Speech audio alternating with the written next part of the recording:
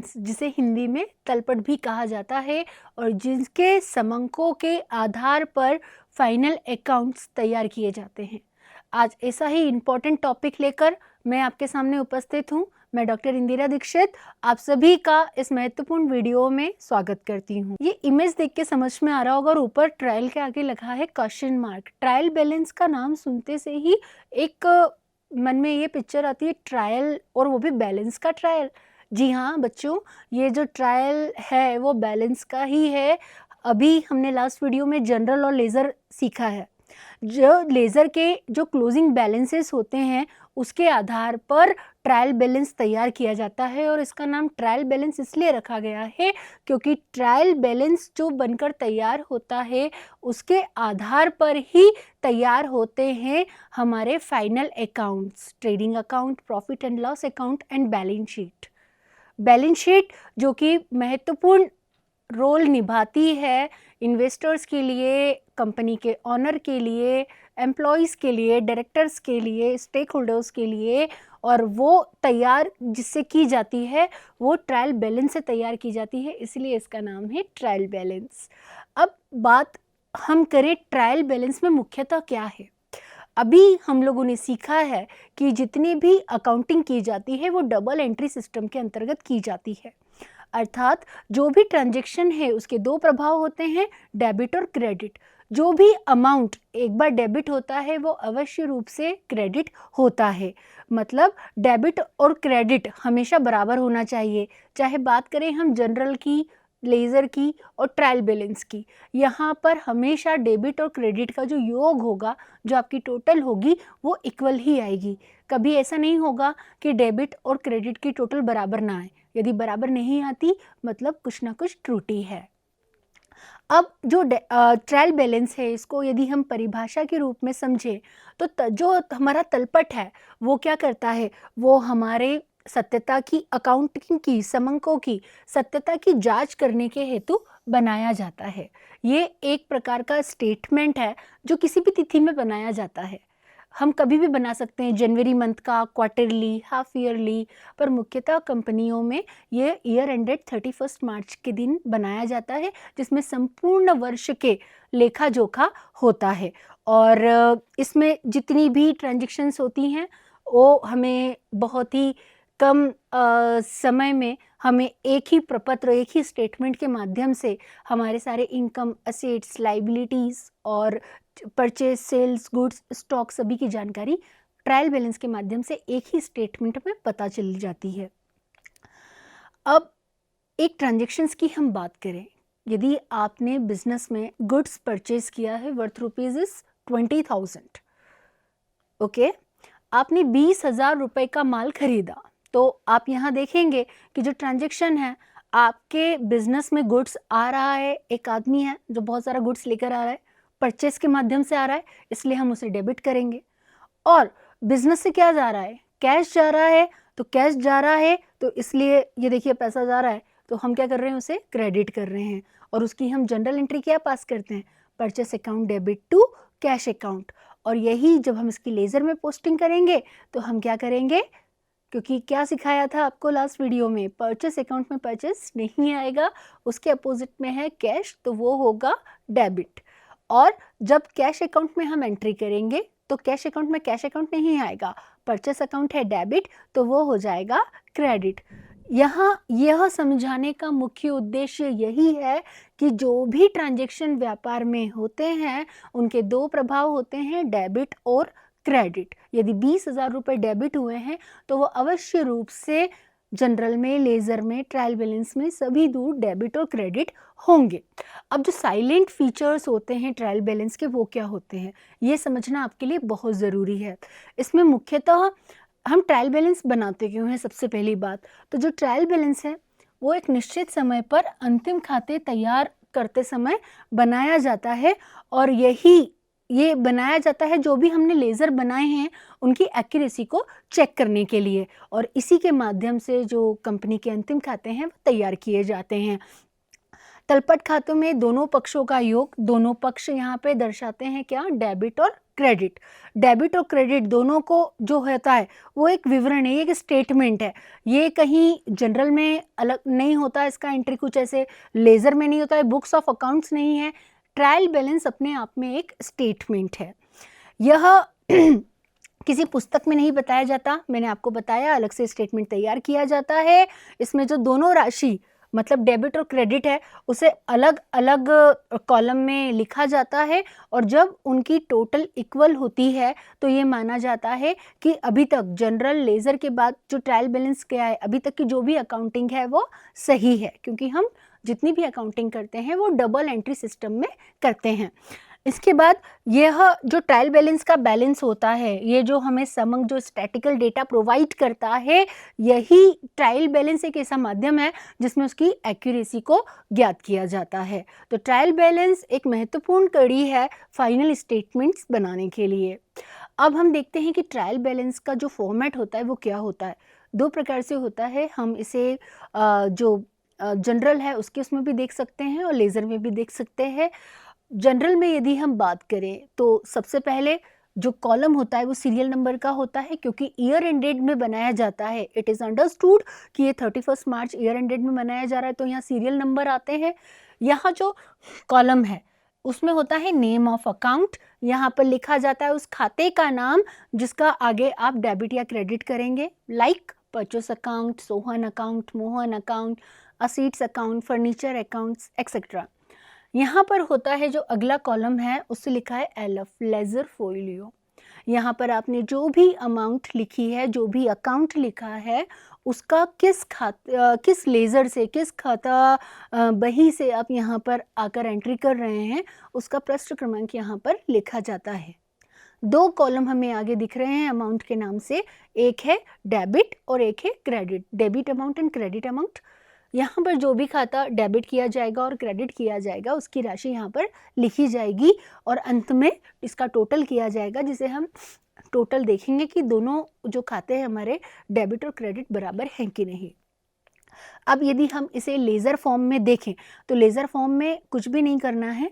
जैसे लेज़र का फॉर्मेट होता है ना, ये जो इंडिकेट करता है ये डेबिट को इंडिकेट करता है, और जो उसका राइट साइड है क्रेडिट को इंडिकेट करता है। Serial number, name of account, laser folio and amount, यहाँ पे डेबिट के सारे आइटम्स आ जाएंगे और राइट साइड में सारे क्रेडिट के आइटम्स आ जाएंगे।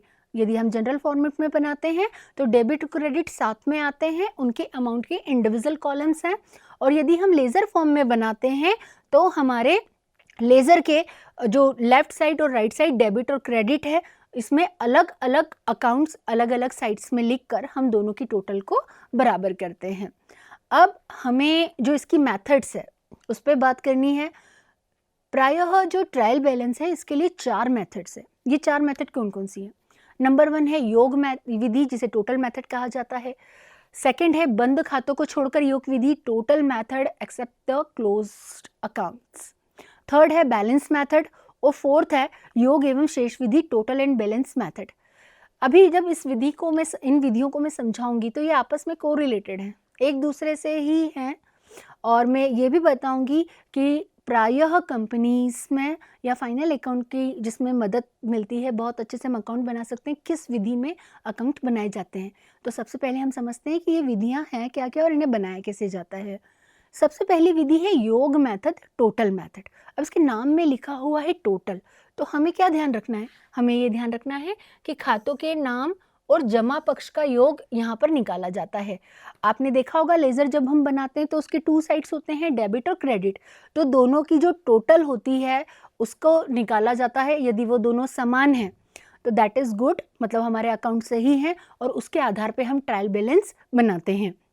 इसके बाद होता है बंद खाते छोड़कर योग द्वारा, अर्थात जब हम लेज़र बनाते हैं तो कई बार ऐसा होता है कि कुछ जो अकाउंट होते हैं उनका तो बैलेंस हम लोग निकालते हैं, जिसे मैंने आपको सिखाया था बैलेंस कैरेट डाउन। तो कुछ तो बैलेंसेस निकलते हैं, लेकिन कुछ अकाउंट होते हैं जो कि क्लोज हो जाते हैं, मतलब बराबर हो जाते हैं। सपोज कि हमने सोहन से गुड्स परचेज किया एंड देन सोहन को पेड कर दिया, तो सोहन से जितने का गुड्स खरीदा उतना हमने उसको पेड किया, तो सोहन का अकाउंट वहीं पर क्लोज हो गया। तो ये एक उदाहरण था। इसी प्रकार के कुछ अकाउंट होते हैं जो कि क्लोज हो जाते हैं, तो उनको छोड़कर बाकी की अकाउंटिंग की जाती है क्योंकि उनका डेबिट और क्रेडिट का हिसाब बराबर हो चुका है, तो वो इस मेथड में हम करते हैं। अगली जो मेथड है वो है शेष विधि, जिसे बैलेंस मेथड भी कहा जाता है। और जो ये बैलेंस मेथड है, इसमें क्या होता है कि जब हम लेज़र बनाते हैं तो टोटल मेथड की यदि हम बात करें तो टोटल मेथड में हम लोग टोटल निकालते हैं और उसको मैच करते हैं। बैलेंस में हम लोग बैलेंसेस लिखते हैं और उन बैलेंसेस के आधार पर हम लोग नेट ट्रायल बैलेंस बनाते हैं। बैलेंस मेथड के बारे में ये भी कहा जाता है कि जो बैलेंस्ड है वो सर्वश्रेष्ठ विधि होती है, और ये बैलेंस मेथड के अनुसार यदि ट्रायल बैलेंस बनाया जाता है और उसके आधार पर फाइनल अकाउंट बनते हैं तो उसमें 100% एक्यूरेसी रहती है। सबसे प्रचलित मेथड भी यही है।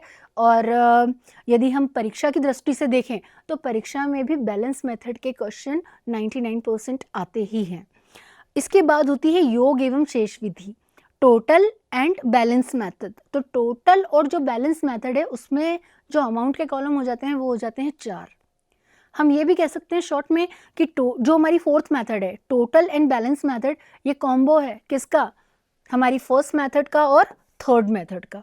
इन दोनों को यदि हम संयुक्त रूप से करें, 2 कॉलम होते हैं हमारे टोटल के, मतलब जो भी पर्टिकुलर में हम लेज़र अकाउंट का नाम लिखेंगे उनके टोटल का कॉलम भी लिखेंगे और उनके बैलेंसेस का कॉलम भी लिखेंगे, क्योंकि डबल एंट्री सिस्टम में एंट्री की गई है। यदि आपके सारे जनरल और लेज़र सही हैं तो आपकी जो एंट्री होगी वो बराबर, उसकी टोटल भी बराबर होगी और बैलेंसेस भी बराबर होंगे।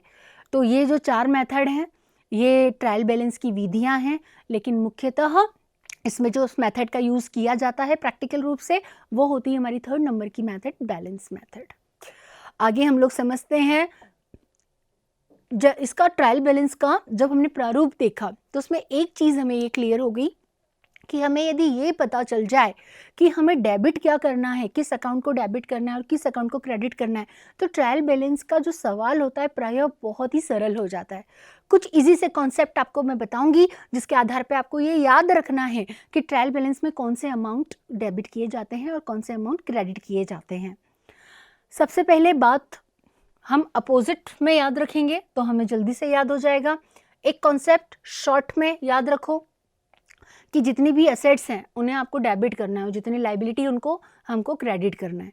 तो सबसे पहले आप देख रहे हैं यहाँ पे ओपनिंग स्टॉक, जो ओपनिंग स्टॉक है उसे डेबिट किया गया है। अपोज में लिखा है सेल्स, नो, क्योंकि क्लोजिंग स्टॉक जो होता है वो कभी भी ट्रायल बैलेंस के अंतर्गत नहीं आता। क्यों नहीं आता है? क्योंकि 31 मार्च को यदि आप अकाउंटिंग कर रहे हैं तो 31 मार्च को अकाउंटिंग का ये रूल होता है, जब तक आपका व्यापार चालू है तब तक उसमें ट्रांजैक्शन हो रहा है। तो क्लोजिंग स्टॉक फाइंड आउट करना दैट इज डिफिकल्ट टास्क। तो क्लोजिंग स्टॉक हमेशा कहाँ होता है? ट्रायल बैलेंस के बाहर होता है, एडजस्टमेंट के रूप में होता है, और फाइनल अकाउंट्स के समय हम उसके 2 इफेक्ट देते हुए उसको जस्टिफाई करते हैं। तो ओपनिंग स्टॉक आपका यहाँ पर डेबिट हो रहा है, असेट्स होती है, करंट असेट्स होती है ओपनिंग स्टॉक, उसको हमेशा हम डेबिट करेंगे। अब जो परचेसेस होती है, परचेस को आपको हमेशा डेबिट करना है, और इस परचेस को डेबिट करने के रूल को हम यदि याद रखें तो हमें 4 चीजें और याद हो जाती हैं। कैसे? कि परचेस का अपोजिट क्या होता है? सेल्स, और सेल्स को हमेशा क्या करना है? क्रेडिट। अब जब परचेस डेबिट हो रहा है तो परचेस रिटर्न क्या होगा? It is understood, purchase return होगा क्रेडिट। और सेल्स क्या हो रहा है? क्रेडिट। तो सेल्स का अपोजिट क्या होता है? Sales return. तो सेल्स रिटर्न क्या होगा? डेबिट। इस तरह से परचेस डेबिट होता है। इस बात को याद करते हुए आप 4 अकाउंट्स हमेशा याद रख सकते हैं। परचेस का अपोजिट होगा सेल्स, तो हम उसे करेंगे क्रेडिट, और परचेस रिटर्न को हम हमेशा करेंगे क्रेडिट, और सेल्स रिटर्न को हम हमेशा करेंगे डेबिट, जैसा कि यहाँ पे किया हुआ है। मैंने आपको बताया था कि जो ड्राइंग्स होता है वो और कैपिटल होता है, जो ड्राइंग्स और कैपिटल है, ये दोनों जो अकाउंट्स हैं वो बिजनेस के ऑनर का अकाउंट को प्रभावित करते हैं, उनका प्रतिनिधित्व करते हैं। जहां कैपिटल जो है वो स्वामी, जो व्यापार का स्वामी है, उसके अकाउंट को इंडिकेट करता है। व्यवसाय की जिम्मेवारी होती है कि स्वामी ने जितना पैसा लगाया है वो अपने बिजनेस से अर्न करके अपने स्वामी को लौटाए, तो वो कहीं ना कहीं लाइबिलिटी होती है। तो इसलिए कैपिटल जो होगी वो लाइबिलिटी में लिखी जाएगी हमेशा, तो वो हमेशा होगी क्रेडिट। और कैपिटल का अपोजिट होता है ड्राइंग, क्योंकि जो व्यापारी है, जो ऑनर है वो क्या कर रहा है, वो अपने बिजनेस में से अपने व्यक्तिगत रूप से कुछ पैसा निकाल रहा है, गुड्स निकाल रहा है या व्यवसाय की कोई संपत्ति का इस्तेमाल कर रहा है निजी उपयोग से, तो वो होती है ड्राइंग जो व्यापार का लॉस होता है। तो कैपिटल हमेशा क्रेडिट होगी और ड्राइंग्स हमेशा डेबिट्स होंगे। मैंने आपको अभी बताया है कि जो डेटर्स होते हैं व्यापार में, जिनको भी उधार माल बेचा जाता है वो व्यापार के डेटर होते हैं, उनसे पैसा वो हमेशा हमको पैसा देते हैं, तो वह व्यापार की करंट असेट्स होते हैं। और जिनको व्यापार में उधार माल खरीदा जाता है जिनसे, वो व्यापार के क्रेडिटर्स होते हैं, लेनदार होते हैं, और उनको हमेशा हमसे पैसे लेने होते हैं, तो वो क्या होते हैं, व्यापार की लाइबिलिटी होते हैं। तो इसलिए डेटर्स हमेशा डेबिट होंगे और जो क्रेडिटर्स हैं वो हमेशा क्रेडिट होंगे। आपको ये चीज़ याद रखनी है। उसी प्रकार से जो बिल्स रिसीवेबल जितने भी हैं वो डेबिट होंगे, ये भी करंट असेट्स होती है, और बिल्स पेबल जितने भी होंगे वो हमेशा क्रेडिट होंगे। इन्वेस्टमेंट चाहे शॉर्ट टर्म हो या लॉन्ग टर्म हो, व्यापार की संपत्ति होता है और हमेशा डेबिट होगा। Cash in hand, cash at bank, cash में आपकी तिजोरी में जितना पैसा रखा है, आपके व्यापार में बैंक के जो खाते हैं व्यवसाय के नाम से उसमें जितना पैसा रखा है, यह सब व्यापार की आपकी करंट असेट्स है, ये हमेशा डेबिट होगी। यदि आपने किसी को लोन दिया है, मतलब आपका पैसा किसी और के पास है, तो वो हमेशा डेबिट होगा। लेकिन यदि आपने किसी से पैसा लिया है, लोन टेकिन है, तो वो हमेशा क्रेडिट होगा, वो आपकी लाइबिलिटी है।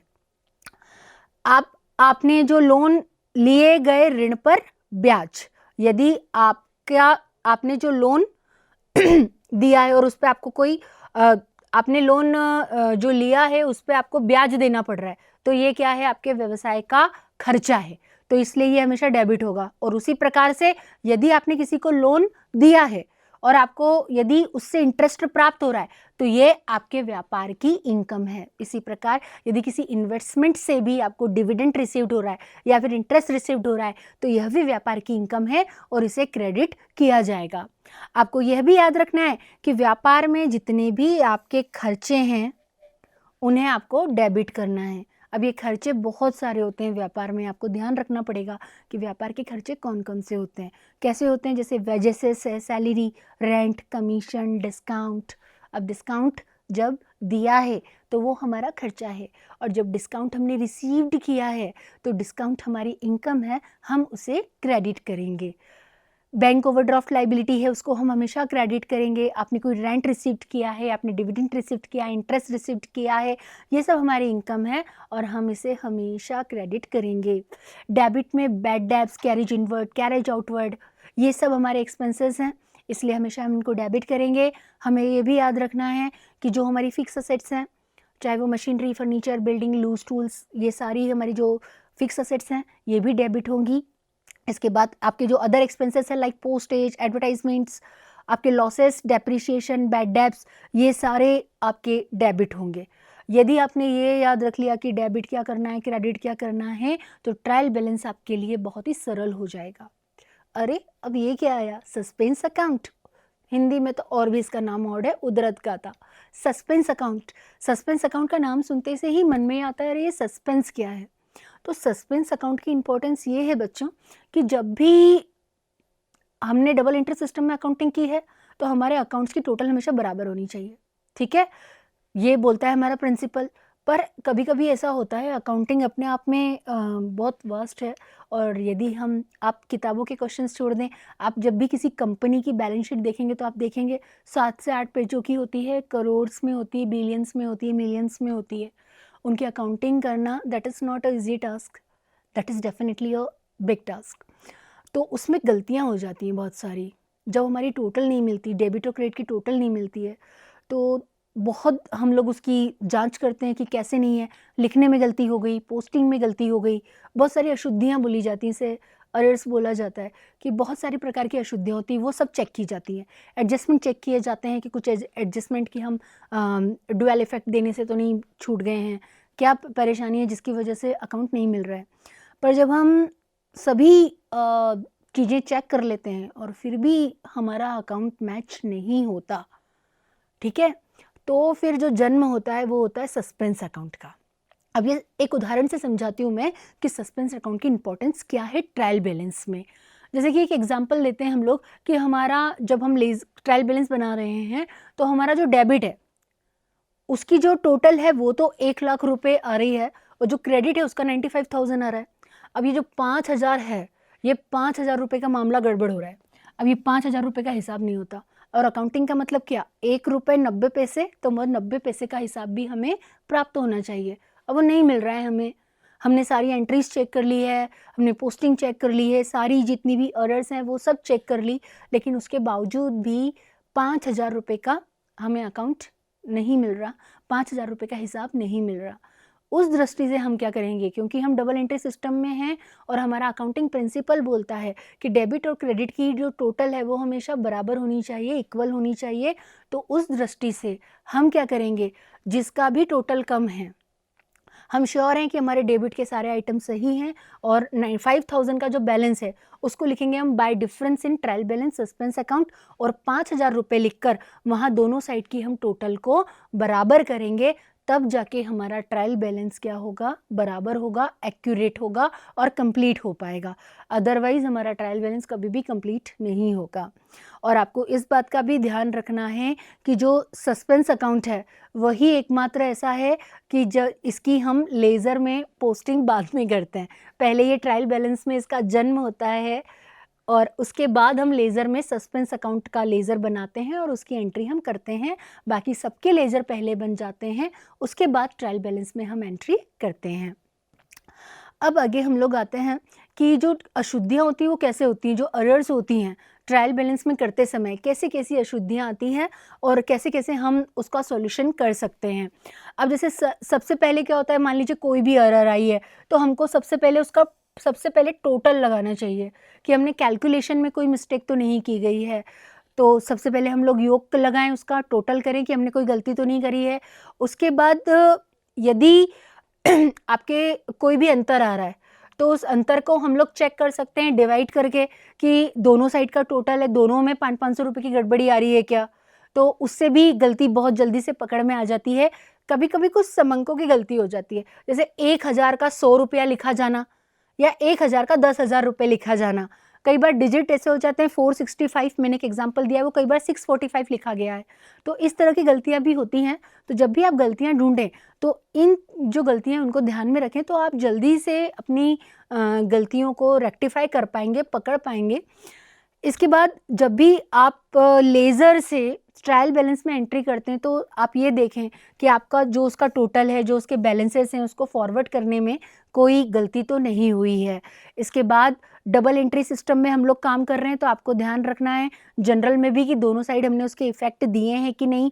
हमें इन चीज़ों का भी ध्यान रखना है कि यदि जिस पक्ष का योग कम है उसमें कोई अमाउंट ट्रांसफ़र करने में कोई प्रॉब्लम तो नहीं हुआ है, और जो लास्ट ईयर के बैलेंसेस फॉरवर्ड हुए हैं वो भी प्रॉपर हुए हैं कि नहीं।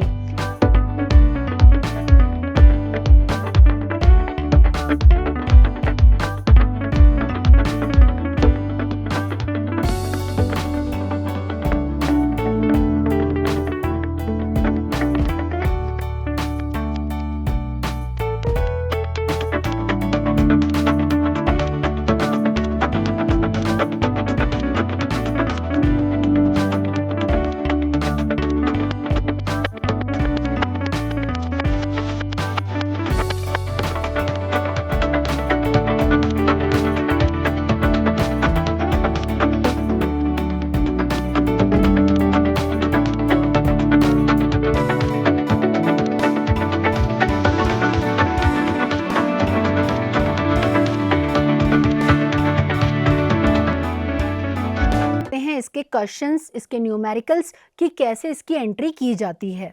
अब यहाँ पर मैंने क्वेश्चंस के लिए कुछ लेजर बैलेंसेस आपके लिए निकाले हैं कि जैसे यहाँ पर सबसे पहले जो है कैश अकाउंट है। कैश अकाउंट का ये देखिए सारी एंट्री जो लेज़र से हम लोगों ने, ये लेज़र बना हुआ है पूरा कैश अकाउंट का। यहाँ पर आप देखिए जो कैश है अकाउंट है उसका जो डेबिट है उसकी टोटल लगी हुई है 41,860 रुपये और क्रेडिट की टोटल लगी हुई है 41,860 रुपये। और ये जो है इसको बैलेंस किया गया, इसका बैलेंस निकला है। ये हमारे सारे ट्रांजेक्शन है कैश अकाउंट के, हमने इसका टोटल लगाया 41,800 आया। उसके बाद फिर हम डिफरेंस देखते हैं कि जो क्रेडिट में जितने भी आइटम्स लिखे हुए हैं उन्हें हम माइनस करेंगे तो जो बैलेंस है 28,260 ये हमारा बैलेंस है। आई होप आपको ये अंतर समझ में आ गया होगा कि जो टोटल है वो है 41,860 और जो इस लेजर का कैश अकाउंट का जो बैलेंस निकला है वो निकला है 28,260 रुपये। यहाँ पे हमारे पास जितना कैश आया और उसमें से कितना कैश गया और उसके पास बैलेंस कितना कैश बचा है ये उसका हिसाब है। ये मैं आपको इंगित इसलिए करवा रही हूँ क्योंकि आने वाले टाइम में हम जब इसका सॉल्यूशन करेंगे तो हमें अलग अलग मेथड में करना है तो उसका इफेक्ट हमें दिखाना होगा कि बैलेंस मेथड में बैलेंस क्या होता है और टोटल में टोटल क्या होता है। ये कैश का लेज़र है। इसी प्रकार से यहाँ पे जितने भी प्रकार के लेज़र्स हैं वो सारे दिए हुए हैं। डिफरेंट प्रकार के लेज़र्स हैं, कैपिटल है, स्टॉक्स है, परचेस है, सबके यहाँ पे आप देखेंगे बैलेंस भी हैं और यहाँ पर टोटल भी हैं। एक विशेष बात जो सारे अकाउंट के विद्यार्थियों को पता होना चाहिए, जब भी अकाउंट में बेटा ये जो डबल एंट्री आपको दिखती है, इस डबल एंट्री का मतलब होता है अकाउंट इज क्लोज्ड। ओके, तो जब भी आपको ऐसा लग रहा है कि ये मई 31, 2017 का मई का अकाउंट लेजर बंद हो चुका है सेल्स का, इन दैट मीन्स आपको यहाँ डबल लाइन करनी है और डबल लाइन है वो चिन्हित करती है कि मई 31 में सेल्स यहाँ पर खत्म हो चुकी है और इसको नेक्स्ट जून के ओपनिंग बैलेंस के रूप में हमने यहाँ पे ब्राउट डाउन कर दिया है, ट्रांसफर कर दिया है। इसका बैलेंस 4,900 बराबर है सेल्स अकाउंट का और सारे अकाउंट्स बने हुए हैं यहाँ पे। गणेश, मोहित डेटर क्रेडिटर होंगे, राम और सन्ड्री जो एक्सपेंसेस हैं, रेंट है, सैलरी है। अब इनसे हम लोगों को पोस्टिंग कैसे करना है ट्रायल बैलेंस की, ये अभी हम सीखेंगे यहाँ पर। तो देखते हैं हम यहाँ पे, इसका फॉर्मेट हमने देख लिया था। यहाँ पे मैंने 2 मेथड्स आपको डिस्क्राइब की हुई है, इसके सॉल्यूशन है यहाँ पर। अब हम बात करेंगे अगली मेथड्स की। जो हमारी अगली मेथड्स हैं, जैसे कि मैंने आपको बताया था कि जो सबसे प्रचलित मेथड है वो है बैलेंस मेथड। बैलेंस मेथड का ही फाइनल अकाउंट बनाते समय बैलेंस मेथड का ही इस्तेमाल किया जाता है। इसमें जितने भी लेजर्स हमने आगे बनाए थे, capital account, cash account, stock account, उनके हमने बैलेंसेस लिखे हैं। जो आइटम डेबिट में आती है उनको डेबिट में लिखा है और जो आइटम क्रेडिट में आती है उनको हमने क्रेडिट में लिखा है। जैसे कि मैंने आपको बताया ही था, इट इज़ अंडरस्टूड कि जितनी भी एसेट्स हैं उनको हमें डेबिट करना है, जितनी भी लाइबिलिटीज़ हैं उनको हमको क्रेडिट करना है। यहाँ पे हम देख रहे हैं कि जो कैपिटल अकाउंट है हमारा,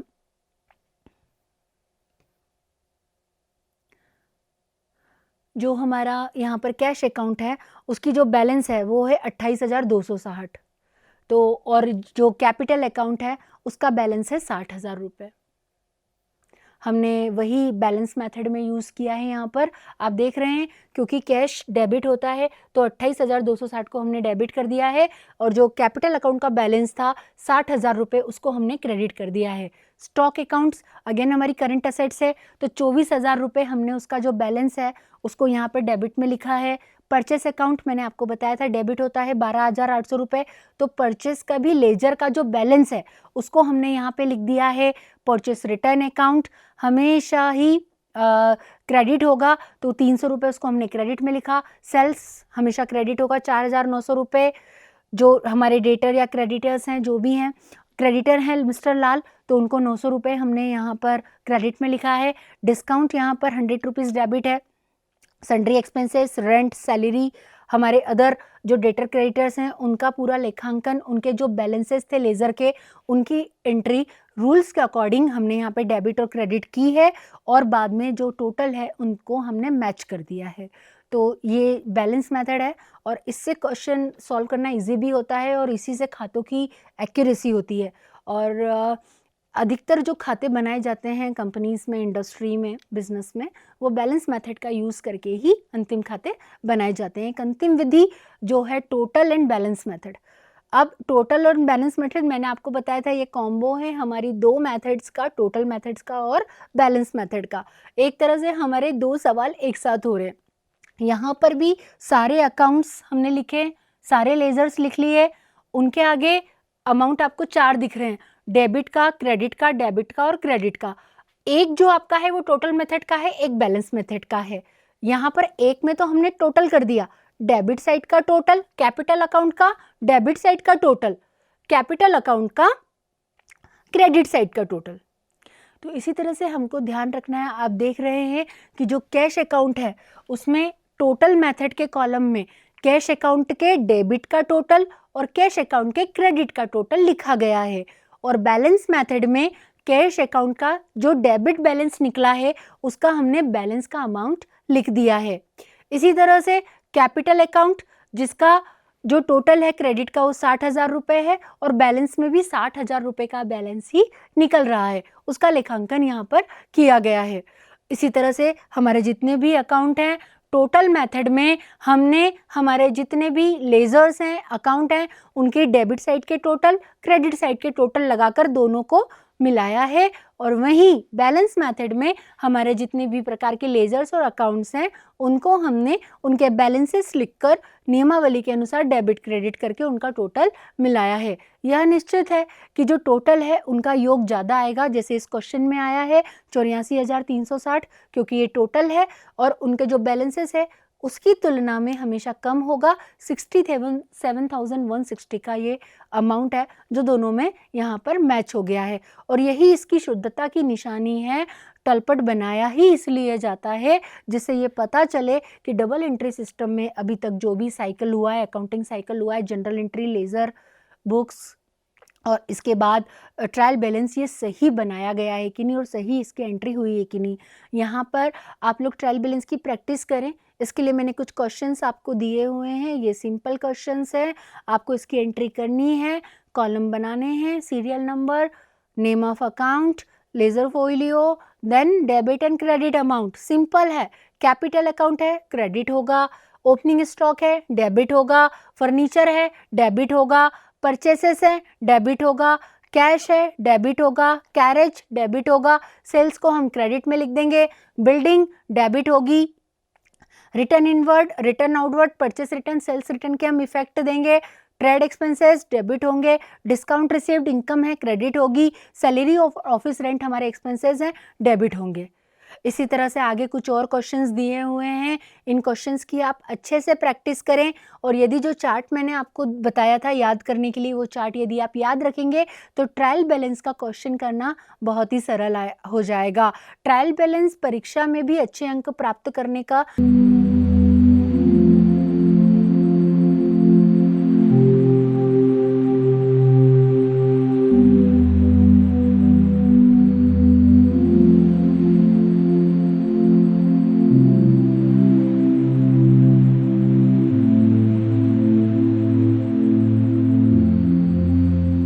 बहुत ही अच्छा चैप्टर है। यदि हम इसकी प्रैक्टिस करते हैं तो कम मेहनत में हम अच्छे अंक प्राप्त कर सकते हैं। All the best.